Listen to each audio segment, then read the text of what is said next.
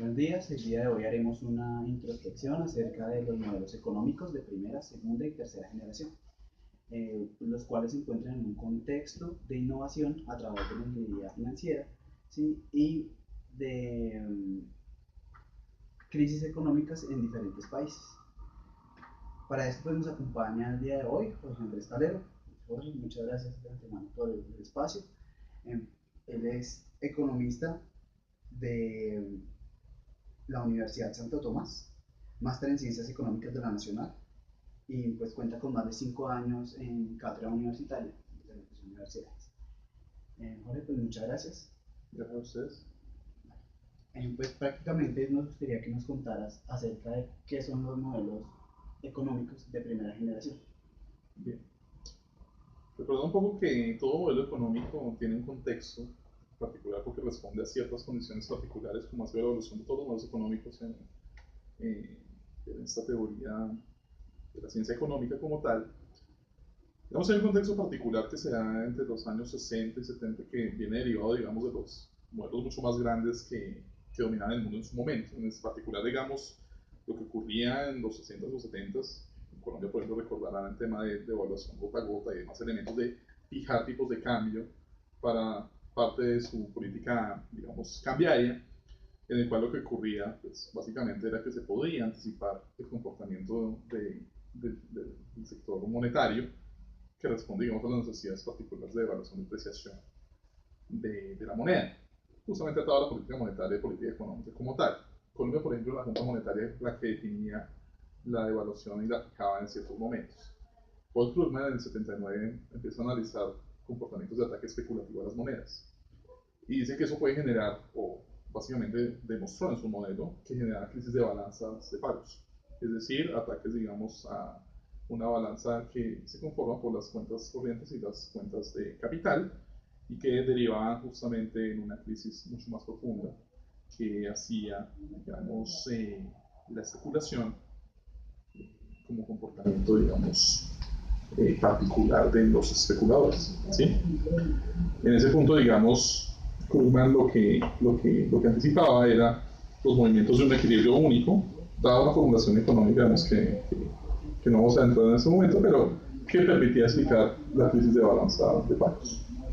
Eso en particular son los modelos de primera generación. ¿Y también se afectaba las reservas internacionales? Por supuesto, digamos que un ataque de balance de pagos era, o una crisis de balance de pagos, básicamente lo que ocurre es la forma como una economía trata de defender un tipo de cambio, en este caso fijo, justamente con movimientos de sus reservas o criticando sus reservas internacionales. Pues un ataque, digamos, hace que las reservas internacionales sufran y, como ustedes conocen, las reservas internacionales es la forma como una economía puede sustentar tanto su parte monetaria, que es la base, digamos, del activo del Banco Central, como atender, digamos, los compromisos que tiene a nivel internacional, dada, digamos, el comportamiento de exportaciones e importaciones que tenga. Es decir, cuando tienen deuda pública en dólares, cuenta de reservas pagan eso. Entonces, los ataques, digamos, a una moneda hacen justamente sufrir las reservas internacionales. Ok, perfecto. Lo que yo entiendo es que entonces el modelo de primera generación llega hasta los años 80. ¿Sí? Después de los años 80 entramos en los modelos de segunda generación. Sí, lo que ocurre es que el modelo tiene sus limitaciones porque el contexto empieza a cambiar. Digamos que empiezan a aparecer las presiones sobre abrir los mercados de capitales, generan presiones sobre esa determinación de tipo de cambio. Entonces, cuando el mercado de capitales empieza a abrirse y, digamos, permiten la entrada de los agentes de dinero, movimientos muy rápidos de capitales, se dan presiones sobre el tipo de cambio. En ese punto, digamos, algunos autores plantean que no necesariamente se genera un único equilibrio de especulación, sino dadas las condiciones de evaluación, condiciones institucionales, políticas y económicas de una economía, pueden generarse múltiples equilibrios alrededor de los ataques especulativos. Incluso Krugman planteaba, posterior, digamos, a esta generación de modelos de múltiples equilibrios, que no necesariamente llegan a esos múltiples equilibrios. Depende, digamos, de las expectativas que tengan los agentes y qué tan autocumplidas sean esas expectativas. Realmente, digamos, un poco la concepción allí es, si yo veo que la economía es débil y la puedo atacar, me aprovecho esas utilidades muy rápidamente. Pero asimismo otros especuladores pueden hacer lo mismo y terminan actuando como uno solo. Pero esa modelación, digamos, corresponde a esos modelos de segunda generación, en donde justamente esa es la relación que hay entre la actividad anticipada o no por un agente del Estado frente, digamos, la actividad particular o privada. Ok, perfecto. Ahora, partimos de la base de que existen tres modelos: primera, segunda y tercera generación. A diferencia de los dos primeros, el de tercera generación, ¿qué es lo que cubre? Bueno, entonces, ¿qué es lo que ocurre con los modelos de primera generación? Como el contexto cambia, no pueden explicar ciertas crisis, aparecen los de segunda generación, que tampoco pueden explicar, por ejemplo, la crisis del sudeste asiático de 1997. Al fallar un modelo en explicar, digamos, siempre en economía tendemos a tratar de buscar otra forma de explicar el modelo, y muchas veces lo que uno aparece es un análisis empírico. Estos modelos de tercera generación los llaman a veces algunos autores que no son propiamente de tercera generación, sino formulaciones empíricas que con econometría buscan explicar un comportamiento que no se había visto antes. Si bien los modelos de primera y segunda eran ataques a balanza de pagos con su efecto en reservas internacionales, como lo mencionas, esos modelos de tercera generación lo que involucran es el problema del sector financiero, es decir, crisis bancarias y crisis cambiarias al mismo tiempo, que se llaman como los problemas de crisis gemelas. ¿Sí? En ese punto entonces lo que dicen es la mayoría de crisis han venido antecedidas o precedidas por una crisis financiera. ¿Qué es lo que ocurre allí? Que la crisis financiera es definida como la salida por pánico financiero de los depósitos muy rápidamente. Entonces, si ustedes piensan como un especulador que está atacando una moneda en un mercado donde está libremente la movilidad establecida, entonces un especulador puede mandar depósitos muy rápidamente, atacar la tasa de cambio y sacar rápidamente, digamos, el depósito, generando un problema para el sector financiero. ¿De acuerdo? Entonces esas crisis, digamos, por el sudeste asiático, que fue una crisis de un ataque específico a una moneda, generó presiones que hoy en día, digamos, ya no existen tipos de cambio fijos. Sobre todo en Venezuela, donde hay una política económica bien particular, pero que por debajo hay un régimen distinto que está por fuera, digamos, de lo normal establecido por un decreto. Entonces, hoy en día, digamos, no pueden convivir esos elementos de un mercado de capitales libre que se veían por allá en los épocas de los modelos de la primera generación que Krugman definía, porque justamente hoy el mercado de capitales es libre. ¿De entonces aparece esa concepción de esos dos problemas gemelos. Ok, perfecto. Hablabas de una crisis en el sudeste asiático. Sí, esa crisis en el sudeste asiático se dio ya en un contexto mucho más globalizado. ¿Tuvo alguna otra afectación esa? Bueno, es que una crisis como la del sudeste asiático lo que generó fue una repercusión, justamente porque un ataque especulativo a una moneda particular generó un cuestionamiento sobre la política institucional de todo el sudeste asiático. En particular entonces en ese momento de las economías emergentes que se llaman, incluyendo entonces a México, a Brasil, por consiguiente a Colombia, por consiguiente a toda América Latina. Entonces todas las economías emergentes surgen el efecto que se llama efecto del pánico. El pánico se genera justamente porque alguien lanza un rumor, lo autocumple, por ejemplo, con un ataque. Pero o sea, como en la situación, ¿no? O sea, por un rumor nada más así. Claramente, digamos, los especuladores, cuando lanzan esos elementos, saben que pueden atacar las monedas. Sí. Entonces, por eso se conocen como modelos de expectativas autocumplidas. ¿Sí? Que Krugman habla bastante de esos elementos ya en literatura un poco más reciente. Si yo soy capaz de hacer una crisis, entonces lanzo el rumor de la crisis. Y eso se puede multiplicar muy rápidamente en la economía. ¿Sí? Muchos autores dicen que en Colombia, por ejemplo, el efecto no debió ser tan profundo. Tratamos de defender la tasa, en esa época no teníamos una fijación de una tasa como al estilo Krugman del 79, o lo que le analizaba, sino teníamos un sistema de bandas. Por defender el sistema de bandas cambiarias perdimos muchas reservas internacionales que nos derivó una crisis cambiaria. Pero de paso tenemos una crisis financiera por la salida masiva de capitales que estamos teniendo, porque no le creían a esa economía. O sea, pronto una crisis es más fácil dependiendo de la situación del país, ¿sí? Por supuesto, digamos que hay una serie de variables económicas que hacen, y de hecho cualquier inversionista mira a lo que conocemos del país, qué tan institucionalmente está cubierto, qué tan las políticas económicas que tan bien son, y cómo está de fuerte su moneda. Entonces, esos elementos derivaron, por ejemplo, en el caso de Colombia, una crisis profunda del sector financiero y profunda del sector cambiario. Perdimos muchas reservas internacionales y muchos analistas dicen que tal vez no debió ser tan así. Fue más el pánico de los elementos que se dio que realmente lo que debió ser en el impacto, por ejemplo, en Colombia. Ok, perfecto. Se ha generado innovación en los mercados financieros a través de la ingeniería financiera, propiamente. Dentro de ellos los derivados. ¿Sí? Esos derivados pues tienen una implicación directa en de las crisis que se han presentado últimamente. ¿Me puede hablar un poco del tema? Bueno, ustedes conocen de derivados que son realmente contratos sobre los cuales busco una cobertura si soy, por ejemplo, una persona del sector real que está haciendo sus actividades económicas y que necesita minimizar ese efecto de volatilidad porque puede hacer presupuestos o puede establecer sus costos, su sistema de precios o demás elementos a partir, digamos, de una contratación en divisas o demás elementos que tenga que utilizar. Los derivados entonces son una herramienta que me permite, digamos, minimizar esa desviación que tuviéramos frente a lo que, o por lo menos minimizar el efecto de qué tan volátil es la tasa de cambio futuro. Eso desde el punto de vista, digamos, práctico, luce muy bien para un mercado de capitales un poco más avanzado que el colombiano, porque no está entrando en los temas del mercado de capitales hasta ahora. Pero si ustedes lo piensan, digamos, en el sentido de que es una negociación entre actores que se hace de manera electrónica, en el cual con un conjunto de reglas se pueden hacer análisis rápidamente de colocación o de negociación de sus derivados, pues puede repercutir rápidamente en que unos sistemas pueden fácilmente entender los comportamientos macroeconómicos de la economía y entender que tengo que salir de ahí o tengo que cubrirme de otra forma. Entonces, si bien los derivados son una gran herramienta para favorecer, digamos, elementos de costeo, por ejemplo, o de cobertura de volatilidad, también pueden permitir ataques especulativos bastante fuertes, dependiendo de qué tan especializado esté el sistema de análisis que está haciendo el análisis en ese punto. Okay. Entendiendo que puede haber una afectación desde los derivados hacia una economía y generar una crisis, ¿cómo ve usted el papel del supervisor? Bueno, el papel del regulador es clave, digamos, en el sentido que todas esas variables que estamos hablando son monetarias. O sea, por concepción, digamos, el sistema monetario funciona por la P. Colombia particularmente, ustedes miran el agregado económico que se llama el M1. Si lo conocen, saben que se conocen como los medios de pago, que es el efectivo y los depósitos en cuentas corrientes, se dan cuenta que la mitad del dinero no existe. Realmente la mitad del dinero es circulante que emite el banco y lo demás están depósitos en cuentas electrónicas. ¿De acuerdo? Entonces, un sistema de coberturas, un sistema, digamos, de movimientos de capitales, genera los impactos sobre las reservas internacionales que son la base de la emisión monetaria de una economía.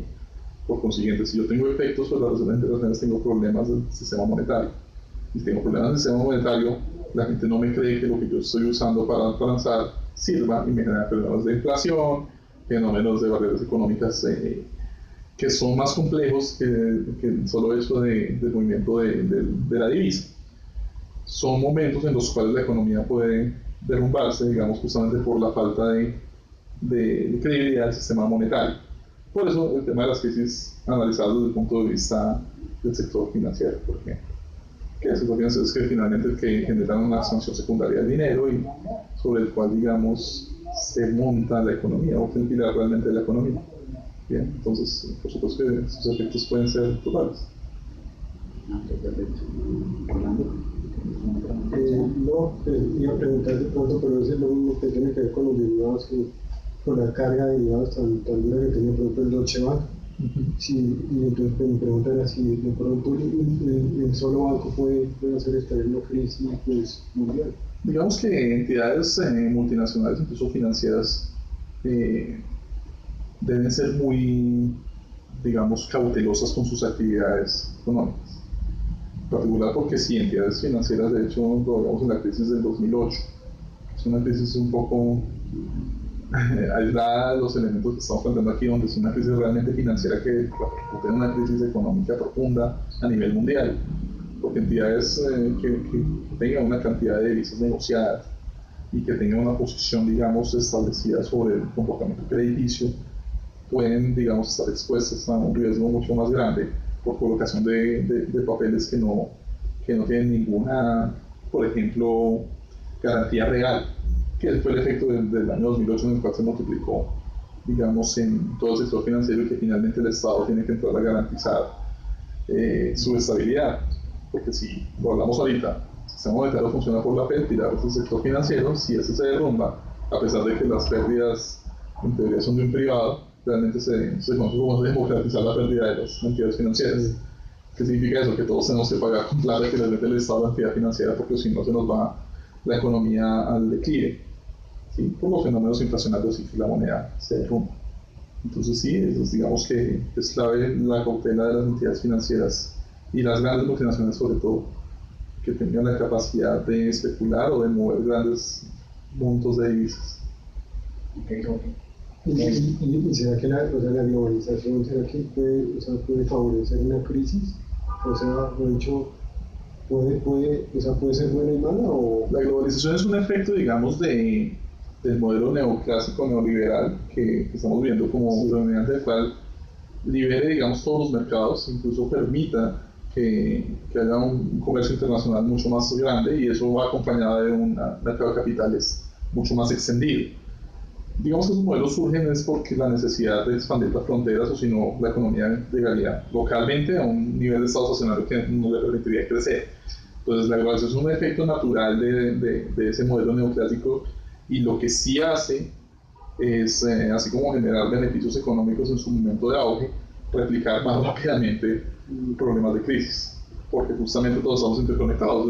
La crisis del 2008 fue eso, una crisis en Estados Unidos porque la economía en serio, digamos, venía en crisis, políticas de tasas de interés bajas, liquidez en la economía alta, colocación de créditos sin sustento real, sin garantía real, un fenómeno de asegurar esos créditos sobre papeles que no tengan sustento real, y una multiplicación de esos elementos en los cuales estalla una burbuja. Al estallar esa burbuja, todos los demás tenedores de temas de divisas o de reservas internacionales en títulos generan, digamos, presiones sobre la rentabilidad de esos títulos. Y si se quiebra el dólar, se quiebra China, y si se quiebra China, se quiebra el mundo, y si se quiebra Estados Unidos, se quiebra el mundo. ¿Por qué? Porque está globalizado ya, no estamos aislados. ¿De acuerdo? Entonces, efectivamente, las crisis multiplican beneficios, pero también crisis. Sí. No, pues yo me quedo muy claro todo. José, pues muchísimas gracias, sí, pues agradecemos el tiempo que nos has brindado para la entrevista. Creo que es muy contundente la explicación. Pues nos vemos en una próxima. Ustedes, muchas gracias. Listo, vale, muchas gracias. Muchísimas gracias. Qué buena noticia. Bueno, Rolando, basados en la entrevista al experto, ¿cómo ves tú los modelos de primera generación? ¿Qué es lo que explica? Pues los modelos de primera generación analizan los efectos en los componentes de la balanza de pagos de las economías como resultado de una incompatibilidad entre la política cambiaria de un gobierno y su política fiscal y monetaria.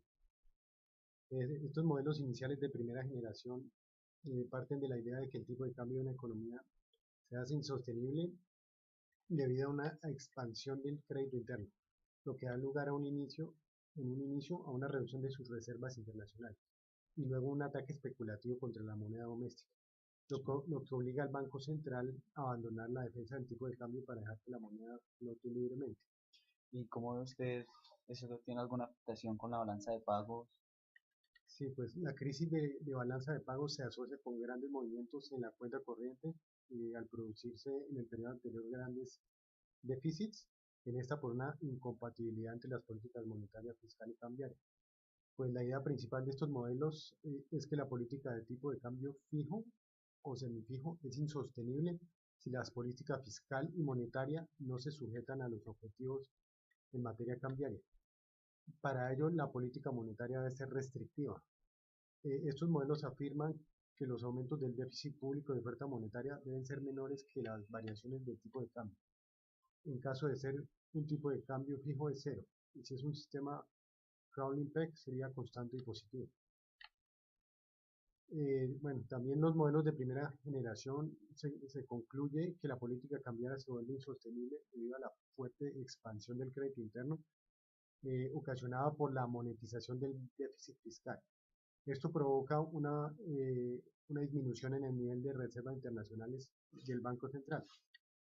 Antes de que éstas lleguen a cero ocurre un ataque especulativo, por lo que el Banco Central abandona su régimen de cambio fijo para pasar a uno flotante. Se sostiene que se puede predecir el momento de un ataque especulativo, el cual ocurre cuando el tipo de cambio esperado de flotación o tipo de cambio sombra es igual al tipo de cambio fijo. Bueno, pues de este modelo de primera generación existen diversas vertientes que pues buscan es predecir una crisis, entre las que podemos destacar el modelo de Krugman, pues tuvo su modelo en 1979 y pues él afirmaba que una crisis de balanza de pagos se presenta cuando existe una pérdida rápida en las reservas del Banco Central, lo que provoca un ataque especulativo contra su moneda, por lo que la autoridad monetaria no puede mantener el tipo de cambio. Es consistente en mantener un ancla con respecto a una o más monedas extranjeras y que suele ser la principal de su socio comercial con respecto a una canasta de moneda y se ve obligado a evaluar. Dice, el organismo bancario adopta esta medida para tratar de eliminar el riesgo en el tipo de cambio implícito en las transacciones financieras y comerciales que se realizan en el exterior.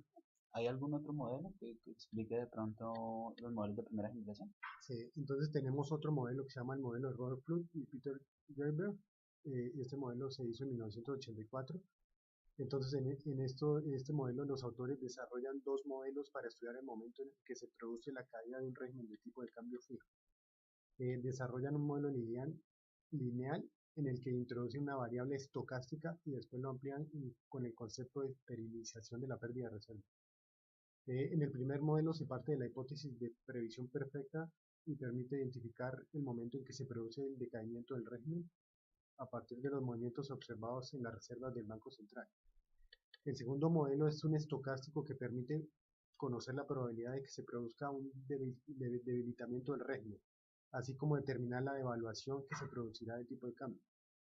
Algunas variantes de este tipo de modelos son presentadas por Connolly y Taylor, también en 1984, quienes analizan un régimen crawling peg en sustitución del tipo de cambio fijo. En tanto que Edwards también montó un modelo en 1989 que considera los patrones de apreciación de la moneda y el deterioro de la cuenta corriente que suelen presentarse antes de un proceso evaluatorio. Bueno, entonces aquí entramos al modelo de segunda generación, ¿vale? Vale, pues para hablarte de los modelos de segunda generación, pues prácticamente te diría que consideran que en toda una economía existe una interrelación entre el comportamiento del sector privado y las decisiones del gobierno, ¿sí? Entonces el sector público toma bastante relevancia acá, por lo que una crisis financiera puede ocurrir cuando los agentes privados pronostican una devaluación de la moneda, pues puede ser un ataque especulativo. Ello puede ocurrir cuando un tipo de interés comienza a elevarse. Aunque esta situación motiva una alza en los rendimientos de los activos denominados en una moneda nacional frente a la extranjera, el sostenimiento de las elevadas tasas puede llevar al Banco Central a devaluar, presionando por la elevación del costo del servicio de la deuda. Al contrario, si los agentes privados no tienen expectativas de que se vaya a modificar la política de cambio de la moneda nacional, el tipo de interés se mantiene bajo y la devaluación es menos probable. Los modelos de segunda generación analizan unas variables concretas, precisas, que obligan al abandono de ese tipo de cambio, identificando un proceso de realimentación que puede incurrir en un sinnúmero de factores. En esta línea se encuadran las propuestas de Ostrov. Prácticamente sucedió sobre los 90, más o menos a mediados de los 90, más entre el 94 y el 96, quien desarrolla los modelos de análisis de la balanza de pagos, en los que se incluyen unas nuevas variables. Prácticamente se explican otro tipo de comportamientos, como son las tasas de interés y el nivel de crecimiento de los salarios, e introduce la idea de que son expectativas de devaluación del mercado, las que inician el proceso de que se concluye con la devaluación de la moneda. Existen un principal dentro de los modelos de segunda generación, y son los modelos de contagio. Estos últimos estudios se centran en los efectos de contagio como la chispa de las entidades financieras que se ha tenido lugar en los últimos tiempos. El primer desarrollo que habla de esta cuestión es presentado por Gerlitz y Smets en el 95. En su modelo ellos consideran que dos países, A y B, con relaciones comerciales importantes, donde una depreciación de una moneda del país A contagia a la moneda del país B mediante diferentes canales, ya sea por el incremento de la competitividad de las exportaciones de las mercancías del país A, lo que a su vez genera un déficit comercial en el país B, una gradual disminución de las reservas internacionales de su Banco Central y luego una reducción en el precio de las importaciones del país B. Esto conduce a una disminución en la inflación y en la demanda generada. Básicamente, esto lo que presenta es que se genere unos efectos en los residentes, lo que genera un incentivo para cambiar la moneda nacional por una moneda extranjera. A su vez, genera que se reduzcan las reservas internacionales con las que cuenta el Banco Central. Pues Bueno, ahí veo, por ejemplo, una diferencia que uno puede ver entre el modelo de primera generación y segunda, que en el modelo de segunda ya entra, o sea, ya entra a jugar el sector privado, como la relación entre el sector privado y entre el gobierno. Esa es una pequeña diferencia que uno puede ver entre los dos primeros modelos. también le agregaría lo de la especulación. ¿Sí? La Sí. especulación también sería un buen punto.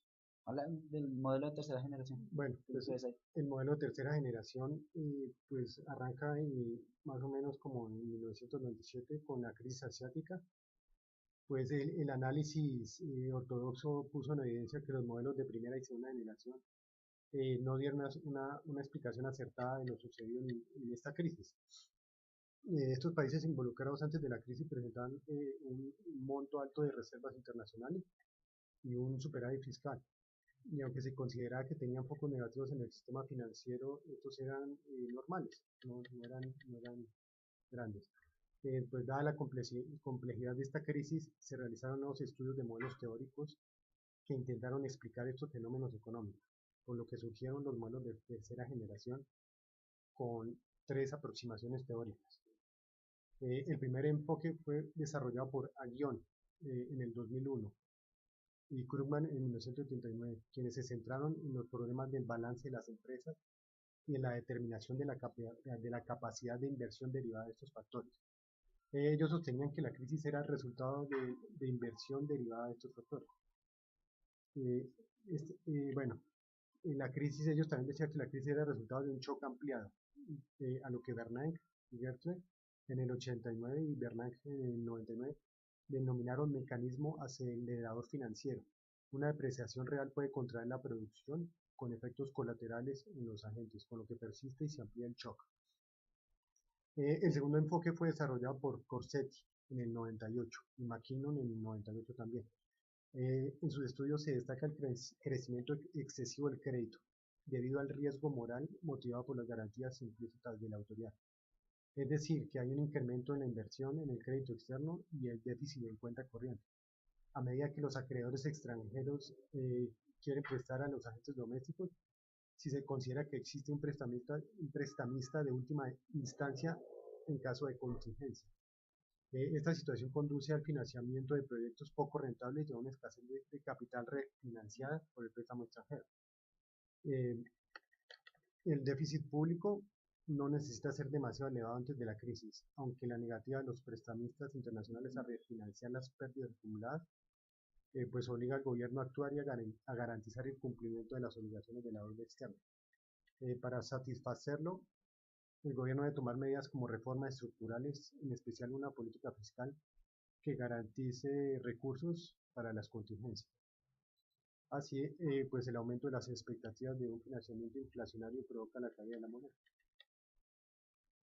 Pues el tercer ítem nos dice que los modelos que resultan de la combinación de pánicos bancarios y self-fulfilling autorrealizables fueron desarrollados por Chang y Velasco entre 1999 y en el 2000.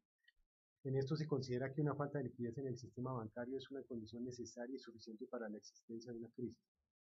Se parte del análisis de Diamond y Dybvig en el 83 que consideraban relevante el papel del banco cuando existen problemas de liquidez de los depositantes.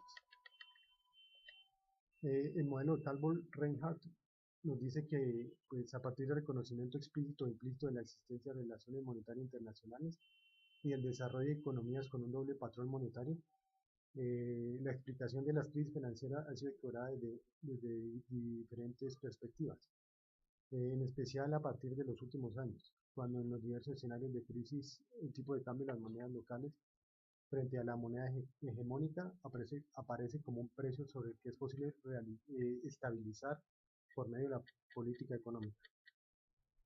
Incluso se discute ampliamente en la literatura más actual no solo las modalidades de política cambiaria que más se ajustan al modelo de economía abierta, sino también aquellas de sustitución monetaria, políticas de dolarización y abandono del patrón monetario local.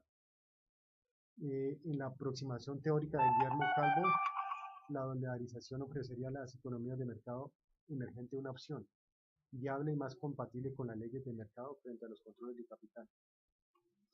Pues estos autores discuten la conveniencia de la dolarización plena al señalar que las economías emergentes suelen comenzar con una dolarización parcial, lo cual eleva el costo de la inestabilidad del tipo de cambio y provoca la intervención del Banco Central en el mercado de divisas para contrarrestar las fluctuaciones del tipo de cambio normal.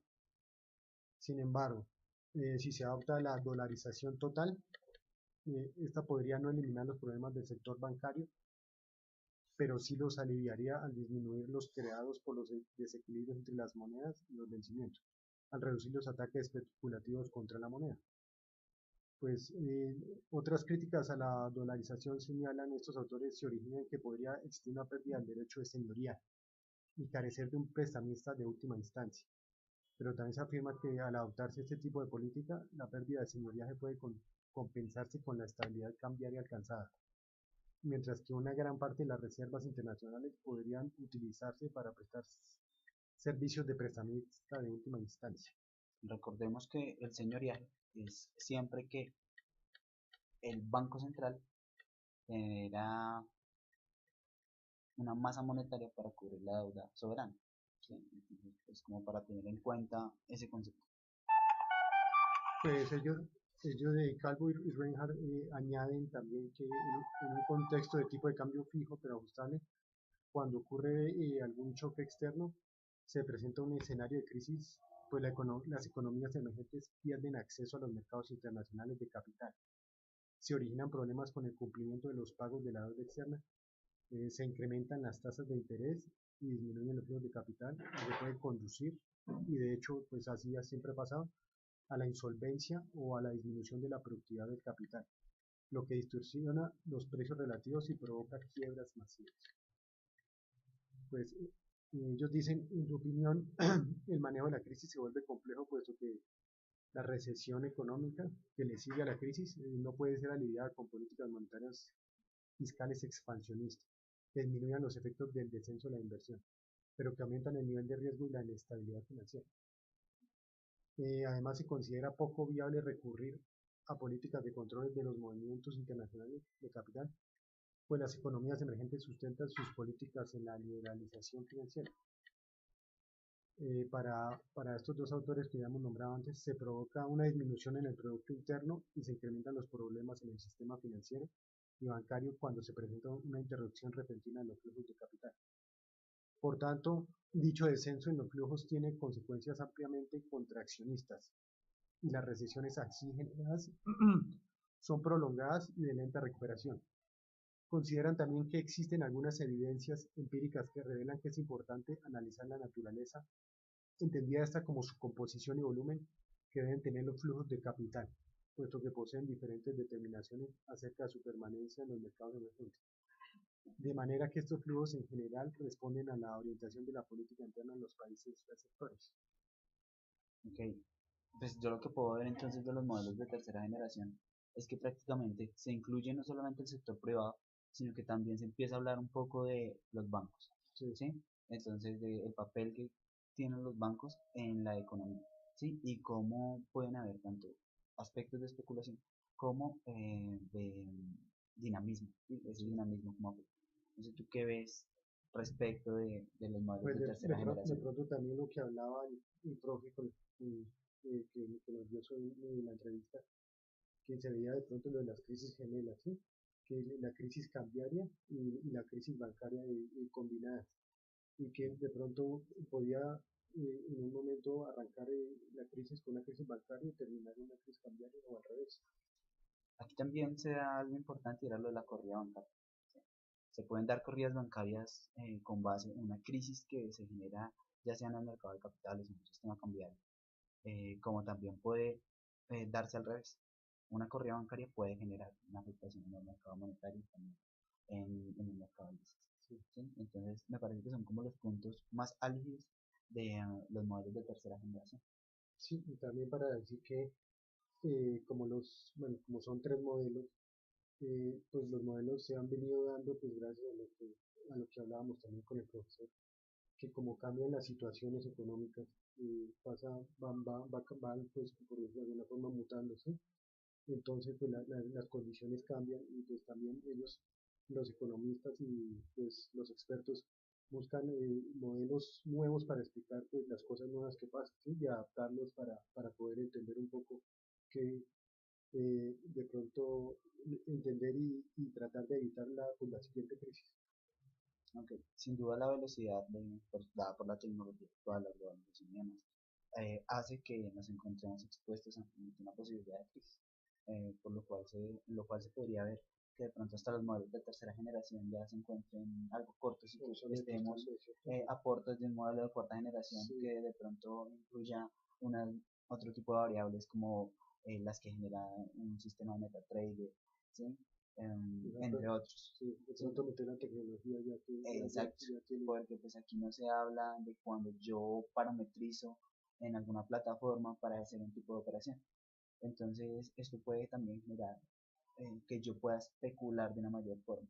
Y era lo que... Y más rápido, ¿cierto? Exacto. Sí. Y una otra forma era lo que nos explicaba el doctor Talero, donde él decía, ¿cómo puedo hacer que se dé un fenómeno de autocumplimiento de lo que yo especulo? ¿Sí? Entonces, si yo especulo en que el dólar va a bajar, pero yo lo que hago es meter un gran volumen de divisas para que eso suceda, entonces está autocumpliendo mi pronóstico. Sí.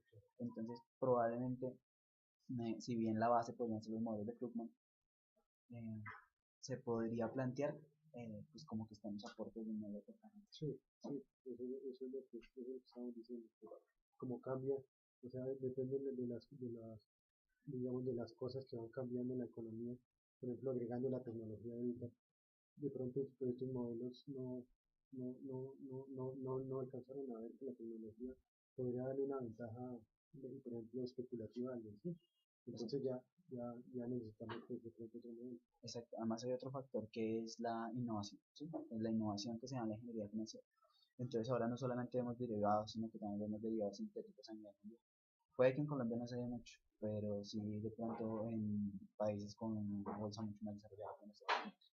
Entonces ya sistemas como los butterflies, ¿sí? Eh, no sé, las opciones, entran a ser otro tipo de factores que pueden generar crisis.